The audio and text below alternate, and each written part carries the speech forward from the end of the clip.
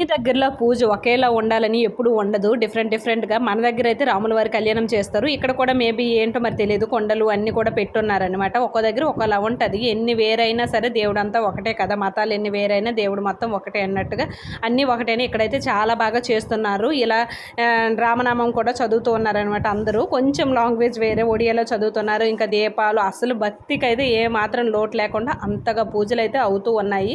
ఇంకా ఇక్కడైతే చేతులకి రామనవమి రోజు ఇక్కడైతే చేతులకు రక్ష ఇలా కడతారనమాట. అందులో ఎంతో మనకు కలిగినంత డబ్బులు వాళ్ళు డబ్బులు ఇమ్మని అయితే అడగరు. ఇక్కడ నిజంగా చెప్పాలంటే ఇది ఒక మంచి ఫెసిలిటీ. ఎక్కడ కూడా టికెట్ కూడా తీస్తారు కానీ అక్కడ కూడా డబ్బులు తీసుకోరు. కొన్ని గుడిలో నేనైతే చూసినంత వరకు ప్రతిదానికి టికెటే ఉంటుంది. ఇలా ఫ్రీగా పానకం కూడా సర్వ్ చేస్తూ ఉన్నారనమాట. ఎంతమంది భక్తులు వస్తే అంతమందికి ఎన్ని గ్లాసులు కావాలంటే అన్ని గ్లాసులు తాగొచ్చు. నిజంగా చాలా చాలా గ్రేటు. ఇలా ఇస్తున్న వాళ్ళకి రియల్గా థ్యాంక్స్ చెప్పుకోవాలని ఈ ఎండాకాలంలో.